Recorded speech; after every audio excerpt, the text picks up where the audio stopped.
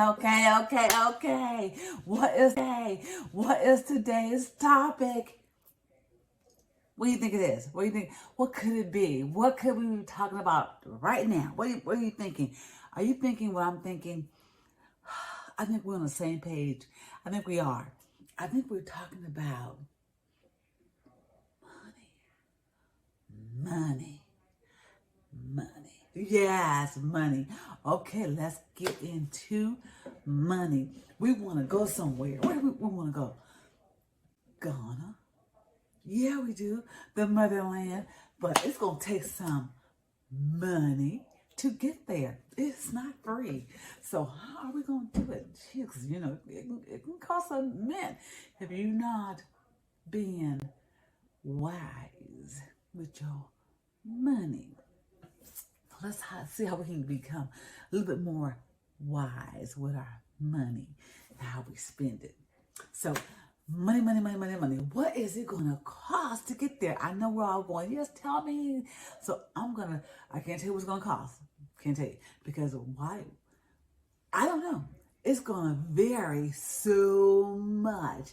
The variables are so many that that's what's going to determine the cost. However, we can minimize the cost by looking at the variables and working within them to the best of our advantage. Yes. Okay, so I just know what's gonna. My airfare, what it cost me. Just full disclosure here. Okay, so going, because I went to two different airlines. One airline, it cost me $260. I was like, what? I was a little bit perturbed. Yes, I was. To go, oh my God, because, $260 to go. And even though I sat in, business class, with the full lie flat bed and the ongoing service and champagne and all. I mean, yeah, I'm serious right now. And the return cost me $10. Yes, it did. But it was a different airline, and I bought it ticket at a different time period, and I didn't sit in business class on that one. I ended up sitting in premium, which I don't mind if it's less than 10 hours, but when it's way more than that, it just gets anyway. So that yes, about what it cost me to go round trip across the world. Now, that was being wise, wasn't it? Yeah, I think so. So how did I do it? Well, I use a points and miles system. I'm heavily invested into using points and miles to travel, which is how I'm able to do as much as I do. And there's a learning curve, and it takes time, but boy, is it worth it. Now, if you're not yet there, if you don't use points or miles, and you don't want to, there's not something you want to be bothered with, that is okay. We still have to learn how to maximize our dollars for traveling. Now, I'm thinking B, P, B. The first B is, where do you want to sit? You want to sit in basic economy, which is further back, or do you want to sit in premium economy that gives like the middle row section, or do you want to be in the business section?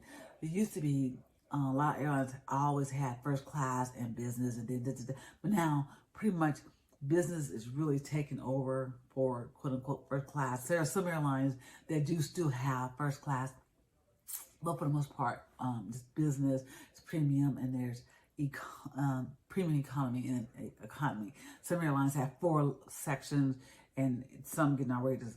The luxury one might have 5. My point is, where do you want to sit? Where are you willing to sit, and what will your budget allow you to sit? That's going to determine the first part of it. If you do basic economy, it is the least expensive one. It's the most restrictive one. meaning think Spirit on a luxury liner. Think, okay, I'm gonna pay for all my luggage. I'm gonna pay for any extra incidentals I want on the airplane. I'm gonna pay. My ticket was the least expensive, but they're gonna charge me for every little thing I want. And if you do premium economy, you do get a lot more perks. It's more, but it's not outrageously more. So a check bag will come with it. You're gonna recline. I'm telling you that I don't care how many more inches it is, you will be happy for those added inches of recline. I kid you not. Of course, if you do business, then you're gonna pay considerably more, and it just depends on where your comfort zone is and where you want to pay. Also, now we know it depends on where we're gonna sit. It's gonna determine what day are you gonna fly on because the most economical days are Tuesday, Wednesday, Thursday. If you fly on a Friday, it's going to go shoot up through the roof. Monday as well. Saturdays are pretty good as well. So think, what day are you planning on flying out? And also coming back on. Think Tuesday, Wednesday, Thursday, Saturday. Those are going to be your most economical days in comparison to cost. We got that. We got where we're going to sit. What day are we going to fly on? Now, when are you going to book your ticket? Do not wait to go international and book your ticket 1 month out. Don't do it. I promise you, don't do it. I don't know if we'll see you because you might be screaming at the cost. We're starting early. We're starting ahead. I book my tickets 9 months to a year out. Every now and then, I might inch into the 6-month range, but it's rare. I will book my ticket a year out. That's why it looks like I'm flying all the time somewhere. Actually, I've just booked my ticket a year out. I'm already booked this year for a few trips, but I booked these trips way back last year so I can prepare for them, so I know how much it's going to cost and where I want to sit and where I want to go, so I can get the best deal. And I keep an eye on those deals so I can grab them when they come up. Anyway, so where we're going to sit. What day are we going to fly on? And that's going to be important. Now, how far out are we trying to book our tickets? So consider that. Now is a good time. You can book your ticket now, a year out, because we're planning on going in December. At least that's our group, I think, is planning on going in December. But if you want to go sooner, that's fine. I'm just saying, this is a good time. You're 9 months out, 8 months out, you're still doing good. 7 months out, you're still doing good. But you're inching into that red zone where it gets considerably higher. Now that we're back we're pre-pandemic flight now, and people are flying. So these seats they don't have to reduce the seats the cost of the seats like they used to. Don't have to. Anyway, so consider that. Now, on average, you're thinking, what airline you're going to use. You need to know you do not have to use the same airline going and coming. You do not have to book a round trip ticket because sometimes that's higher. And where are you going to fly out of? Be flexible. Now, I rarely fly the same airline coming and going because I literally always find a better deal with an airline somewhere else. Sometimes I fly out of San Francisco. Sometimes I fly out of San Jose. It's the best deal I'm going to find. And I go with that. So be flexible in where you fly out of and what days you can fly out of, and don't worry about trying to fly round trip. Don't worry about it. Now, if you want to find out how to, now on average, like right now I looked at the cost in round trip economy. You can go to Ghana for probably, I saw one for $1,300 round trip. That's a really good price. It is economy.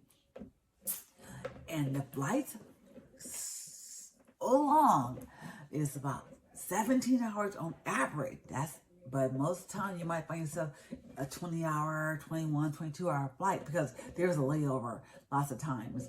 But still, if just think about it, where you're going to sit. Now, you're going to be, one leg could be 10 hours, the next leg could be 7 hours, or it could be 11 hours, the next leg could be 6 hours or 8 hours, then you have a layover somewhere. Consider all of this for your trip. What is going to be your comfort level, your comfort zone, what you're willing to put up with. And that'll determine also how much you're willing to pay. Yes, but those things, days that we fly, airlines that we use, where on the airplane do we want to sit? And that's going to determine a lot of your price. Now, if you're interested in using any points or miles, I implore you, because it is such a blessing to be able to use points and miles. Let me tell you, if your flight get canceled or if you need to change or cancel, you know what? You're not losing money. They easily take back the points and miles and give them back to you when you need them. You don't lose any. They're flexible with them. Unlike your money, most will hold your money for 1 year, and you better fly somewhere, because if you don't, they take your money back. They take it away. You don't get it back. But with points and miles, you got a pad of miles sitting there, and you just use them whenever. And they have specials and they have deals that make it that much more, points and miles much more lucrative, and you can earn them a lot more